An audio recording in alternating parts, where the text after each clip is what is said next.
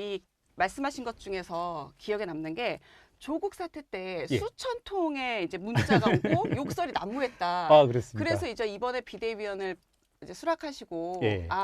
각오했다. 이번에도 또 한번 그러겠구나라고 예. 생각을 했는데 예상과 달리 두세 통의 문자밖에 없었다라고 네. 말씀을 하시더라고요. 그러면서 이제 하신 말씀이 어떤 그 위원님이나 국민의힘에 대해 어떤 기대와 어떤 예. 과제가 있는 게 아닌가라고 네. 생각을 했다. 이렇게 말씀을 하시던데 예. 그 과제와 기대가 어떤 걸까요? 좀 구체적으로 들어볼 수 있을까요? 한번 네. 제가 사실은 그 이야기를 조금 반농담 비슷하게 했지만 네.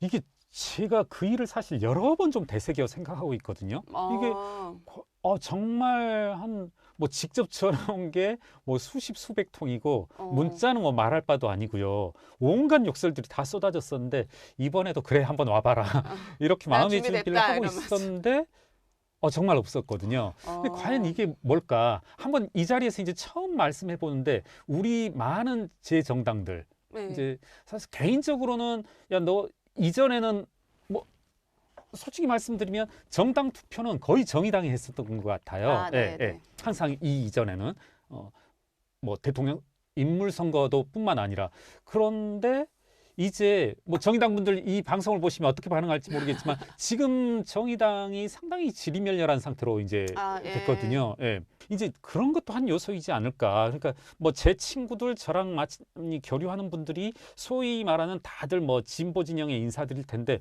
그분들도 지금 좀 갈피를 못 잡고 있는 거 아닌가. 저 역시도 지금 현재 한동훈이라는 사람이 좋아서 내지는 뭐 그 이전에 국민의힘이 좋아서 간 거라기보다는 아까 말씀드렸듯이 나에게 주어진 과제, 우리 모두에게 주어진 기대를 만들어가고 완성시키기 위해서 가는 거니까 그분들도 야 김경률 너 왜 정의당을 가지 않고 뭐 예를 들어 민주당을 가지 않고 왜 국민의힘으로 갔어 배신자야 이런 말을 못하는 상황인 것 같아요. 본인들이 보시기에도 저는 이건 어느 정도 국민들도 시청자분들도 공감을 하실 텐데 지금 우리 모두가 가지고 있는 일종의 기대와 요구라는 것이 정의당을 통해서 민주당을 통해서 될 수 있냐 하면 아니라는 생각이 들어요. 좀 이제 기대와 과제라는 것에 대해서 질문을 드렸는데 제가 좀 적절한 표현인지 모르겠는데 이런 말씀을 한번 드려볼게요. 좀 여러 분들과 많이 대화를 나누고 있는데 민주당과 국민의힘을 이제 비교하건대 친구분들과 이제 그런 표현을 하고 저도 공감한 건데 민주당은 이렇게 도화지 위에 그림을 그리는데 이렇게 이른바 덩치를 한 막 이렇게 덩치를 한 그런 그림이고 차마 그 발음 제대로 못하겠는데 국민의힘은 저도 느끼는 건데 지금 백지인 상태. 이게 국민의힘의 절대 좋은 말만은 아닌 것 같아요. 예. 그러니까 이미 민주당은 틀려버린 그림이라면 국민의힘은 그렸어야 될 그림을 아직 아무도 그리지 않은 백지 상태여서 아직 가능성이 있다. 네, 제가 가서 그리면 되는 그런 그림이다 라는 생각을 했고 그런 말씀을 제가 뭐 듣기도 하고 말씀하기도 했는데 어떤 기자분이 한 분 그러더라고요. 국민의힘 사람들도 그런 말을 많이 한다. 그럼 말씀하셨는데 국민의힘은 지금 하얀 도화지다. 네. 그래서 여기서 그려내면 어떤 그림이도 그릴 수 있다. 네. 이게 잘 그려지면 성공하는 거고 네. 못 그려지면 이제 실패하는 건데. 그럼요. 그렇죠. 그러면 지금 어쨌든 국민의힘의 비대위가 꾸려졌다는 거는 국민의힘 내에 뭔가 쇄신이 필요하다는 거잖아요. 인정합니다. 네, 어떤 쇄신이 필요한 걸까요? 그러니까 계속 연달아서 말씀드려보면 누구도 그리지 않는 그림을 이미 그렸어야 되는데 우리가 지금 총선을 90여일 앞둔 시점에서 뭐 6개월 전, 1년 전에 그림을 그리고 이 그림을 제시하면서 국민들에게 저를 따라 주십시오 했어야 하는데 그 그림이 그려지지 않은 상태에서 우리가 지금부터 그려야 된다는 것. 한동훈 비대위원장을 비롯하여서. 이런 거 아닐까? 그림을 그렸어요. 네네. 그림을 그렸는데 이 그림에 대한 반응이 안 좋아. 그래서 같이 그림 그릴 사람을 다시 모으고 새 도화지를 갖다 놨어. 그래서 우리 다시 그려보자. 라는 상황이 아닐까요? 그렇게 볼 수도 있을 것 같습니다. 왜냐하면 이제 비대위원이 만들어졌다라는 건 지금의 지도부로 뭔가가 좀 어려우니 비대위가 와서 새로 뭔가 쇄신을 하자라는 게 이제 정치권에서 어쨌든 그런 경우들이 왕왕 있었으니까요. 그러면 그렇게 됐을 경우 이전 그림은 뭐가 잘못된 거라고 볼 수 있을까요? 그러니까 이제 제가 약간 고집스럽게 우리 기자님 말씀하고는 다를 수도 있지만 저는 그려지지 않았다라고 보고 우리 기자님 시각에서 그려졌다라고 본다라면 저는 그렇습니다. 이제 사실 그래서 제가 국민의힘의 강령과 당원을 뒤적여 본 건데요. 그러면 나는 어떤 그림을 그릴 수 있을까? 사실은 이제 강령을 본 이유 중에 하나도 그거거든요. 누군가 나에게 욕하면 전화해서 야 경유라 이놈아 너 왜 국민의힘을 갔냐? 그건 발을 디뎌서는 안 되는 그런 정당이다. 하면은 이제 그에 대한 대답을 하려고 이제 쭉 강령을 보고 한 건데 저는 강령을 보건데 이건 뭐 현대 민주주의 정당의 어디에 내놔도 뒤떨어지지 않을 그런 강령과 당원을 가지고 있다. 그런 생각이 들고요. 그렇습니다. 저는 아무리 생각을 해봐도 도대체 그러니까 약간 의외였던 것 중에 하나가 사실은 여러 경로를 통해서 꽤 오랜 기간 김경률 당신을 좀 데려오고 싶다. 국민의힘에서 그런 말씀을 자주 했었거든요. 너무 잘난 체하는 거 아니냐 하실 수도 있지만 근데 이제 오히려 우리 시청자분들이 가지실 수 있는 생각을 제가 가진 게 뭐냐면 야 도대체 너희들은 나하고 국민의힘하고 나하고 당신하고 뭐가 맞길래 그런 생각을 하느냐. 난 당신들하고 전혀 안 맞다. 이런 말씀을 한 적은 없습니다만 이제 되게는 완곡하게 저는 정치에 생각을 둔 적이 없습니다. 이런 식으로 했는데 저는 그런 부분이 의외였죠. 그러니까 왜 이 사람들은 도대체 무슨 생각으로 그려진 그림이 있다라면 이건 나하고는 저하고는 절대 맞을 리가 없는데 왜 저럴까?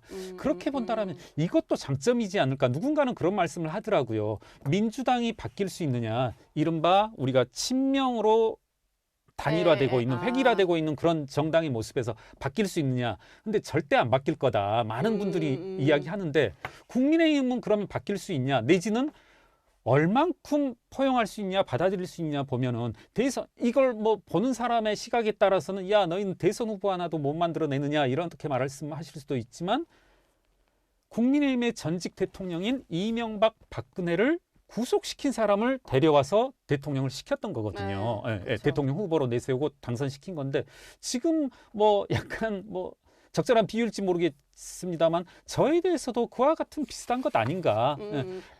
저 역시도 국민의힘과 맞지 않을 거라고 생각을 했는데 저를 자꾸 이렇게 뭐랄까요 손짓하는 모습 그리고 한번 들어와서 해봐라 하는 모습에서 그거 자체가 좀 긍정적인 신호가 아닐까. 그래서 한번 저는 제가 하고 싶은 대로 해볼 생각입니다. 아니 그 광주 전남 광주 가셨을 때도 KTX 타고 가셨어요? 네, KTX 특석으로. 아니 저희 요거 마련했어요. 요거 지금 보시면 계신데. 소회가 좀 남다르셨을 것 같아요. 가셨을 때 좀 그 뭐 호남 민심이 좀 느껴지는 게 나름의 좀 다른 게 느껴진다 뭐 이런 게 좀 있으셨어요? 아니면 그런 거죠. 그러니까 계속 반복되는 말씀일 수 있는데요. 그러니까 분명히 달라지긴 한 것 같아요. 네. 저는 과거 이제 윤석열 대통령이 내려가셨을 때 어땠을지 모르지만 이제 뭐 뚜렷하게 언제 이랬었다라는 기억은 안 나지만 뭐 반발이라든가 욕설들이 좀 있었던 걸로 기억하는데 이번에는 그런 건 없었습니다. 좀 뭐 아예 없었냐 하면 그런 건 아니지만 그런 모습은 많이 없었고 조금은 많은 좀 기대들이 있다라고 하면 한동훈 위원장에 대한 기대들이 있다라고 하면 저만의 어떤 망상은 아니었을 것 같아요. 네. 아니 한동훈 위원장께서 그 5.18 정신 헌법 전면 수록 적극 찬성한다라고 이제 거기서 말씀을 하셨어요. 사실은 새로운 얘기는 아니에요. 윤석열 대통령이 공약으로 얘기를 했던 거기는 그렇게 한데, 알고 있습니다. 근데 이제 다만 실천되거나 진척되지 않았다라는 거 그동안은. 그러면 이거는 지금 새로 말씀을 좀 하셨는데 어떻게 풀어나가야 될까요? 말씀을 하셨으면 뭔가 이제 좀 실천이 돼야 되지 않을까요? 저도 이제 한번 그때 있었던 상황을 짧게 말씀드리면 이 백브리핑이라고 하나요? 맞아요. 이 기자분들 그리고 이제 그때 그 공간이 기자 뭐 유튜버 이렇게 구분도 안 되고 정말 기자일지 아닐지도 이제 식별되지 않은 상황이었는데 한 분이 상당히 공격적인 질문을 여러 차례 하셨어요. 기자 중에? 이 내용에 대해서 5.18 정신을 헌법 전문에 수록하는 것에 대해서 믿을 수 있냐 뭐 그리고 진짜냐 혹시 이 자리에서만 하는 거 아니냐 상당히 제가 듣기에도 상당히 공격적으로 뭔가 꼬투리 잡으려는 그런 질문이 있었음에도 불구하고 이제 우리 음성으로는 한동훈 비대위원장의 목소리만 들렸기 때문에 이제 시청자분들은 못 들으셨을 텐데 상당히 이제 저는 저로서는 제 개인적으로는 상당히 만족할 만한 저 정도 답변이라면 있을 수 있는 답변들보다 그 이상의 것이다. 그리고 이제 그 질문들 중에 그렇게 당신이 의지가 있다라면 원포인트 개헌이라도 할 수 있는 거 아니냐. 그런데 이제 그에 대해서도 원포인트 개헌이라는 것도 개헌이니만큼 상당한 노력과 절차가 필요할 것이다. 그런 식으로 말씀을 하셨는데요. 제가 알기로는 뭐 저 역시 이게 한 위원장이 지적한 것처럼 현재 그렇다라면 국민의힘이 동의한다라면 뭐 이건 국민의힘에 유리한 내용만은 아닙니다. 국민의힘이 동의한다라면 어느 정치 세력이건 그와 같은 사안에 대해서 반대하는 사람이 없는 만큼 총선이라는 일정과는 상관없이 지금이라도 가능하다라면 각 정치 세력들이 할 필요가 있다. 저도 뭐 기회가 되면 그렇게 말씀할 생각입니다. 할 필요가 있다라는 건 헌법 전문에 수록하기 위한 작업을 시작할 필요가 있다. 네네네. 그럼 사실상 그게 이제 뭐 말씀하신 대로 원포인트 개헌의 논의를 시작할 수 있는 총선 시기와 상관없이. 예. 알겠습니다.